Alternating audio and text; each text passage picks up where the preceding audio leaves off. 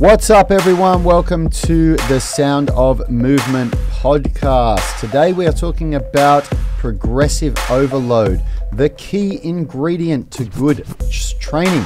If you're not getting this right, you're not going to be seeing results. And if you're not seeing results, well, why the heck are you training in the first place? Good morning, everybody. Welcome to the podcast. We have myself, if this is the first time you've watched or listened, Yani Baumeister. Across the table from me is my brother Rad Baumeister, and behind the mixer we have Richie, the voice of God. We are Unity Gym and the Unified Movement System. We take driven people and turn them into athletes. Now, before we get started, big shout out to everybody on the podcast. Thank you very much for your reviews and love. We love it all. Special welcome to everyone watching on YouTube. If you're watching on YouTube, hit that like button. It does really help our channel grow. And leave a comment. Answer the question of the day. What tangible results have you achieved this year, and are you satisfied with them? We'd love to know what you are working towards, what your goals are, and are you achieving them? Now, I want to give a special warm welcome to all of those joining us live in the UMS Movement Mastermind Facebook group. Morning, Joseph. Morning, Christy. Christy's joining in from Connecticut. Where are you from, Joseph? Where are you joining us from, He's brother? in the States somewhere. And we want to know where you're from, where you're tuning in from. Let us know. And also, guys, answer that. No, don't say that. Answer the question of the day. This is a great discussion. This is a really important discussion, and it's something that unfortunately is the limiting factor in a lot of people's ability to achieve their results. It's quite simple when you think about logically, but it's unfortunate because not. It's actually not. It's not that simple. It's simple for you and me, because the truth is, I remember even being a personal trainer, meaning I'd gone to an 8-week Certificate 4 course and coming out of it and still not understanding what progressive overload was. Yeah, so right. if you're the average, we've been doing this for a very long time. So when we say it's simple for us. But for the average person out there, I don't think it's simple at all. I think it's actually very, very bewildering.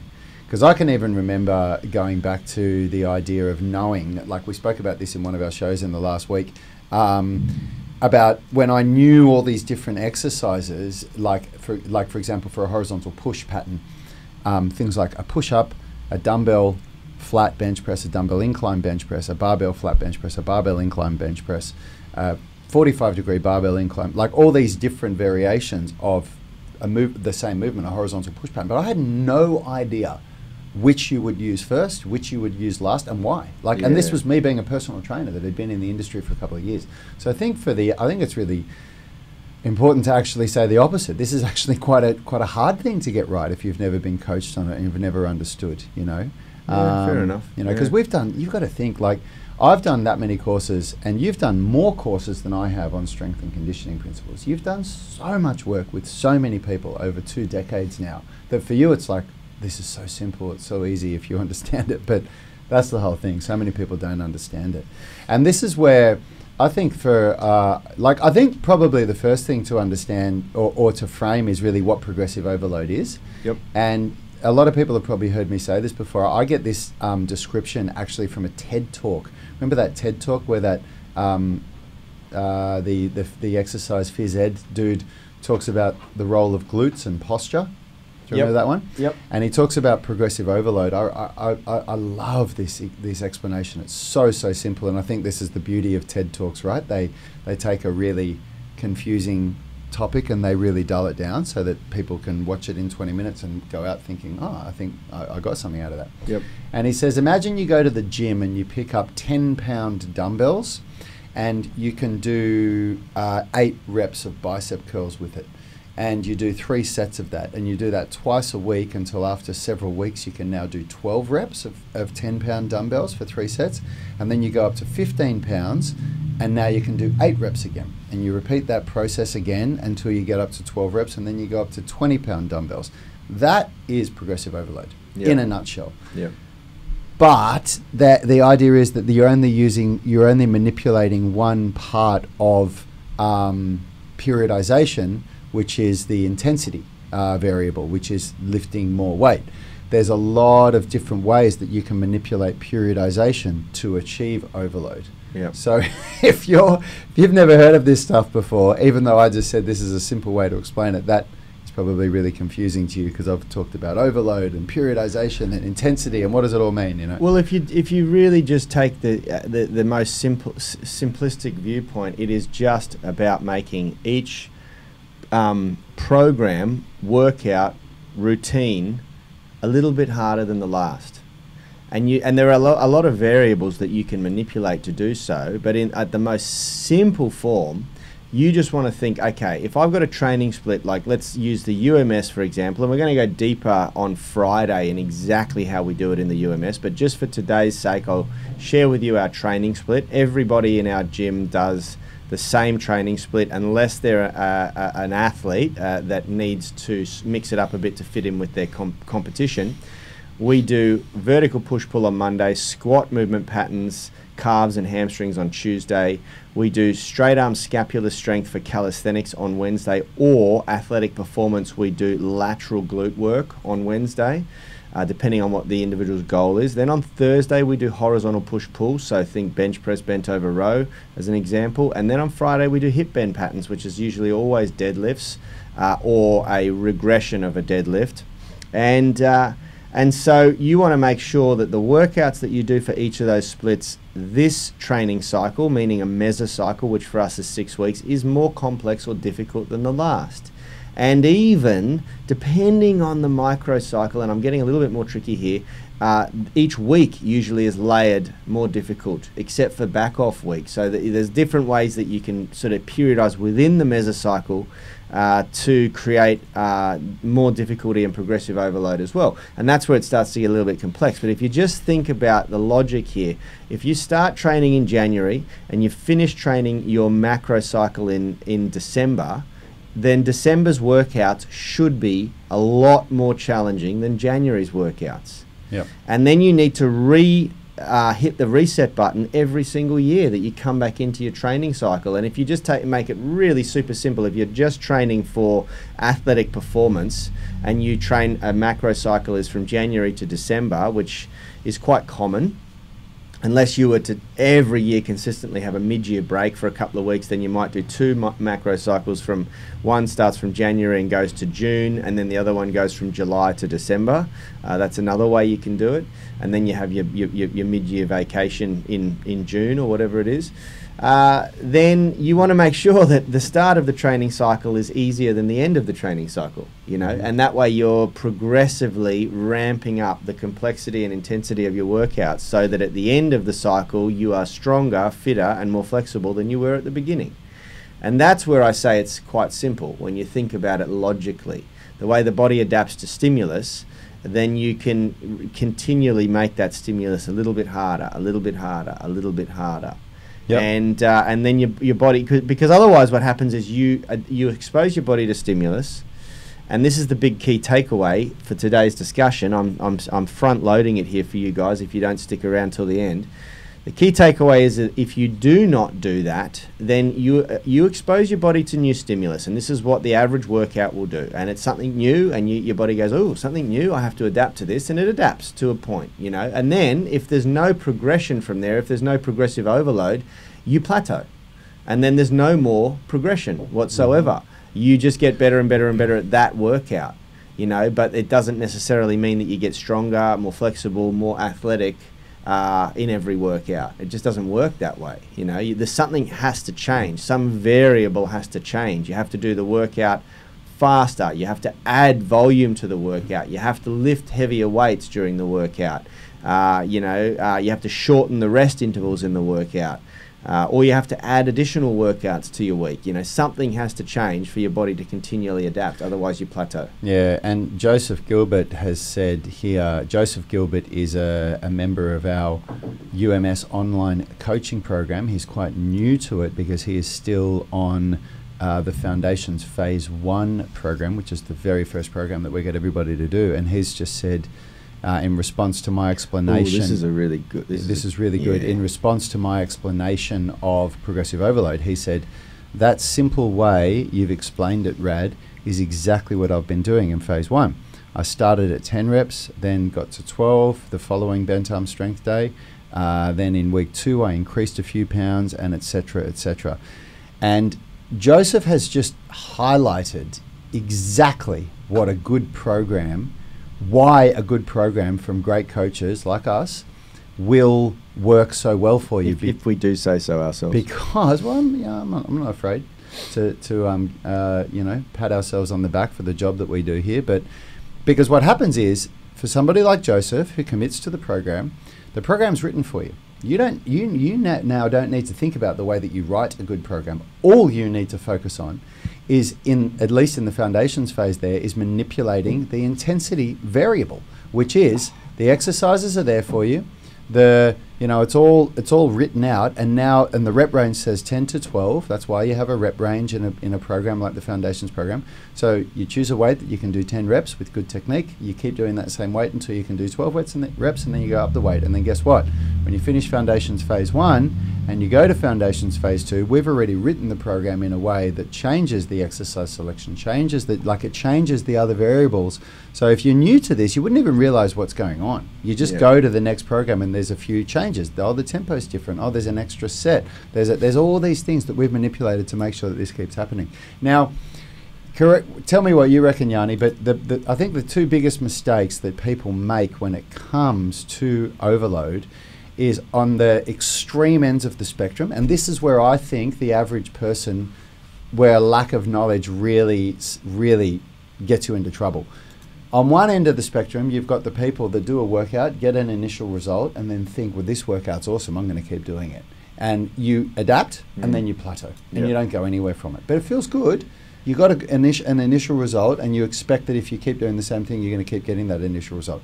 And on the other end of the spectrum, you've got these really keen beans that do a workout, get a result, and then look for the next thing, and they go straight up about 10 steps. Instead of taking the next step, they don't understand where that next step is, and they just look for something that's harder than what they're currently doing, and they often go just right up that complexity. Well, I've seen this problem with coaches, and this was my biggest gripe with a lot of personal trainers. They feel the need to entertain the person to such a degree that they throw at them seriously difficult, advanced intra and interset overload variables like supersets, drop sets, giant sets, big illustrious circuits, in the gym that absolutely demolish the individual, and think that that's really important when that's a progression that should be up here, maybe a year in after the development. And when you leapfrog that, you force pretty radical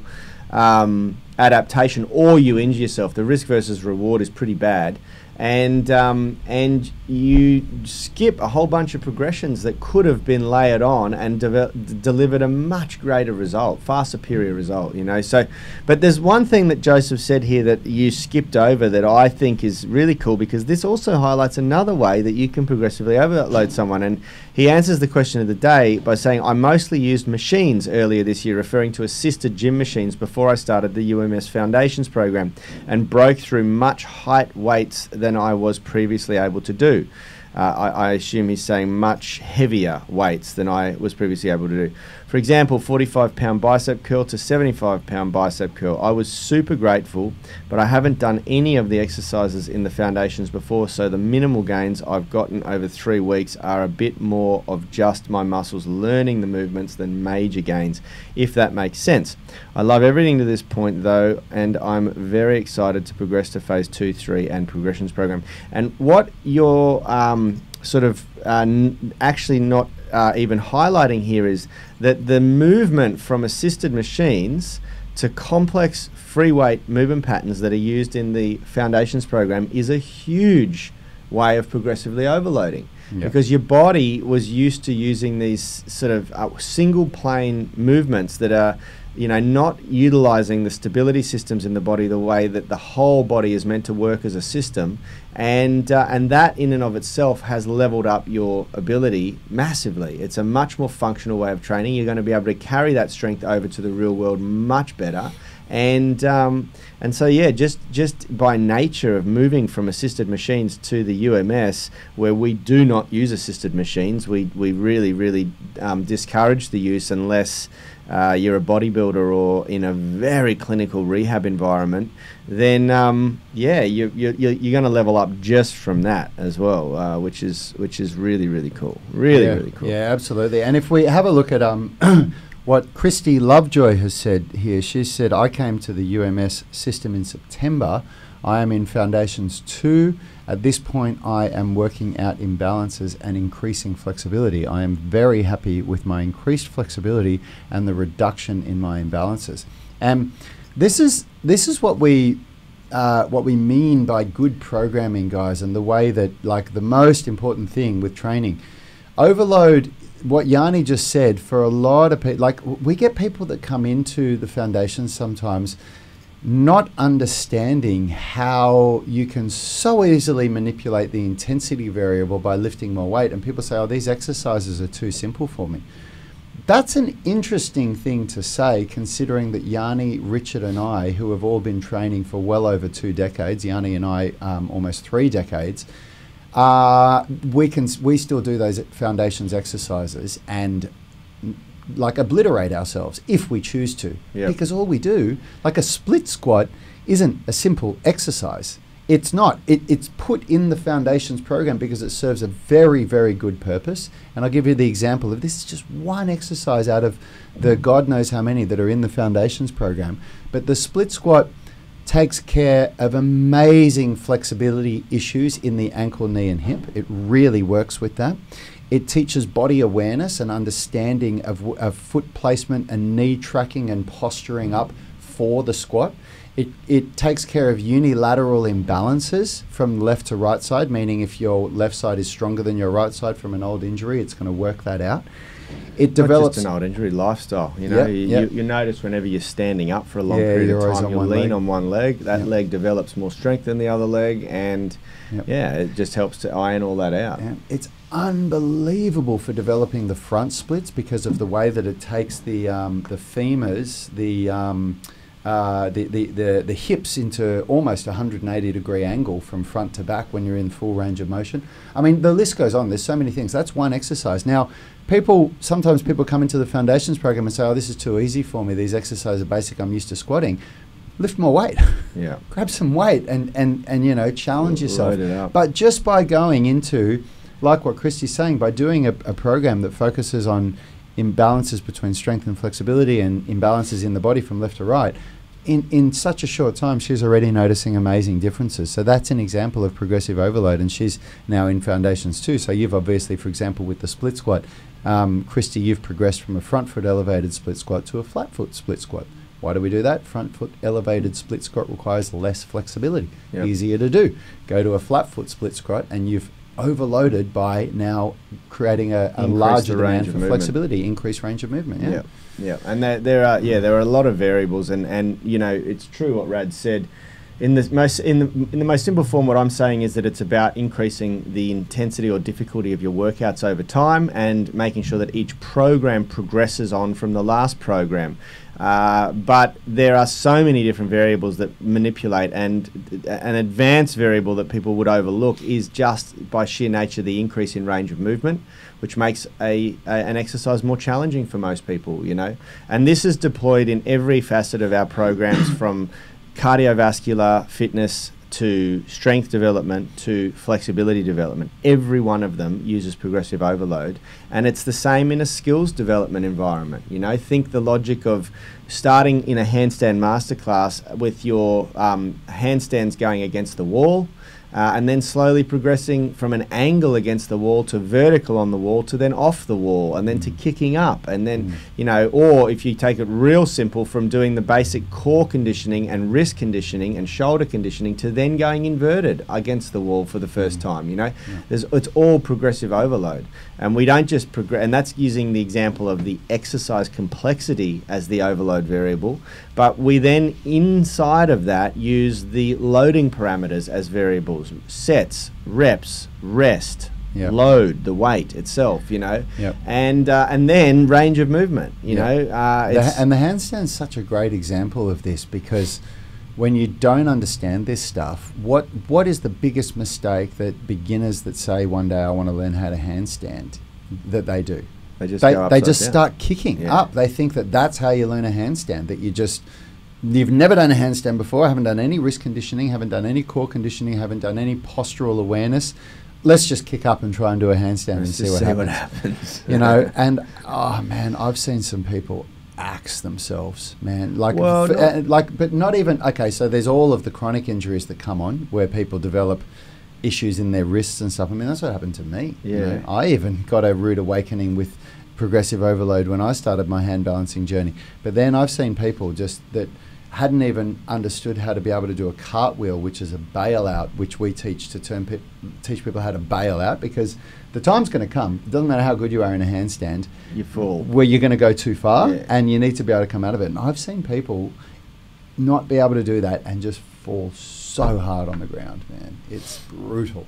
So yeah, there's if you get this right, what you're going to see is a really natural, progressive increase in strength, flexibility, reduction in aches and pains, increased range of motion, increased confidence, development of muscle, lean muscle, a reduction in fat, all the great things that everybody comes into the gym for. You get it wrong, at best you're going to see not a lot of change, you just won't see much, and at worst you're going to injure yourself. You know? So it just makes sense. It just makes sense to learn how to do this. And if all of this mystifies you, there's a reason why, and it's because there's so much in this. This is us as being professional coaches. We invest heavily in learning this stuff, and if you want to get it right without having to do the thousands of hours of research that we've all done, join a program like the UMS and have it done for you and see the results that you get. Yeah, absolutely. We got lots of people on the live. I'd love to know who else is here. Joseph and Christy are getting the limelight here. Saying hello. I can see Lee. here. And Amanda. Yep. Let us know who you are. Answer the question of the day. What results are you getting this year? Because here's the thing, guys. We're approaching the end of the year. It's coming at full steam. I don't know if any of you are feeling the way I'm feeling, which is like, where the hell did the year go? It's December. It's almost mid-December now, and next week it will be mid-December. And you're about to hit the end of the year, and it's a really great time to spend the last couple of weeks of the year reflecting on what you've achieved this year. What results has your training produced? And are you satisfied with those results? I like to always ask myself 3 simple questions. Where have I been? Why am I here? And where am I going? And that refers to, what have I been doing and what results has that produced for me?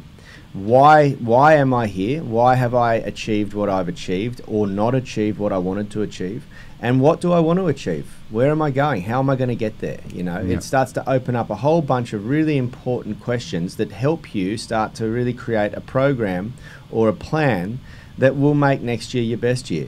And I think that that's really, really important to start doing. We always kick the year off at the start of the year with a deep dive into motivation and goal setting and how to really, really align your goals and what you want to achieve for the year with what you actually value in life, and then how to create a plan of attack and a fitness strategy and all that sort of thing. And we're going to be doing that again in January. But now is a great time to start reflecting on what you've achieved. Start really asking yourself those questions, because it's too late to do that in January. I mean, it's better to do it at any point in time, but I really like to hit the ground running in January and know where you're going to go, what you're going to do, who you're going to work with to get you there, who are the right people for you to align yourself with, to hang out with, what groups are you going to be a part of, what questions are you going to ask. Make sure that your actions are in alignment with your goals, because I think where a lot of people go wrong is that they have these lofty goals, and the way that they're acting, the actions that they're taking, are just nowhere near being in alignment with those goals. And if that's you, then one of the best things that you can do if you look at the amount of people that are exercising, that are working out, that have goals, versus the amount of people that are working with the coach and working closely with a coach, like doing a really well structured program, it's a small percentage. So if you're talking a big game, you want to play a big game as well. You don't want to just be talking it, because you're going to continue to get to the end of the year and look back thinking, oh man, I didn't achieve my goals this year. Yeah, and if you didn't, don't let it crush you. You know, it just means that you need a slightly different direction next year. You know, we shared a story yesterday of a member who left, a friend and member who left the gym here to pursue a movement goal that he thought he was going to get better coaching at a different gym, and then he ended up sort of coming back and connecting with his old crew from the class that he was in, and noticed that they had all far surpassed his development in skill, strength, flexibility, and he sort of realised he had to reflect and go, wow, I may have made the wrong choice, you know, or I may have made a choice that didn't actually work out. And that doesn't mean he just stops training, you know. He's started training with another online coach, and you know, he's still trying to find the right fit for himself. And we get it a lot when sort of people are not achieving what they want quick enough. They go and they do a round of trying different things, and then they end up coming back through the door a year or so later going, wow, I've tried about 4 different things and they all sucked, and I'm back, you know. And that's cool. It's all part of the process of finding out what's going to work best for you, you know. Yeah, Dave Clark's saying here, when I first discovered the UMS, my ankle mobility was so poor I was unable to do a proper Cossack squat or testing the water. The 18-minute mobility routine greatly improved that to the point I can now do that at ease. How good's that? Yeah, that's awesome. How good's that? And it's funny, we often, if anybody's listening to this for the first time, you might be thinking, what's the UMS? The UMS is the Unified Movement System. It is the program that we've created, the unification of strength, flexibility and fitness, with a path to body weight mastery and weightlifting awesomeness. Anyway, thanks for tuning in, everyone. I hope you got something out of that. If you've gotten to the end of this and you feel like, wow, I really want to learn more about progressive overload and how to put proper programs together, then come and join our UMS Online Coaching Program. That's where we literally hold your hand and guide you through this process and teach you how to become a strong and flexible athlete. And it starts with done-for-you programs for the first several cycles, and then after that we teach you how to assess yourself for imbalances and start creating custom programs that are based specifically on your needs, that are going to take you to dizzying new heights. And guys, quick first mention of this: 4 days and counting until the 12 days of Christmas sale commences. It's going to be 12 days where you can grab a pretty amazing deal with our online coaching. I'm not going to give any more away today. I'll give a little bit more away tomorrow. But yeah, it's coming. It's coming. 4 days time and counting. All right, team, have a wonderful day, and we will see you tomorrow. See you guys. Health is about performance, not just body image. You better be willing to accept what you're going to have to do to get there. We'll start focusing on movement goals, strength goals, flexibility goals. When you nail that skill, it's there forever. The body image goal doesn't get you that far. It's the consistency and frequency that's going to get you there. It's not the intensity. There's no shortcuts to mastery and movement. Destination doesn't change overnight, but your direction will. The gym is not the place to beat up the body that you hate. It's the place to build the body that you love. We are the gym that teaches people how to move instead of just exercise, because we believe that health is about performance, not just body image.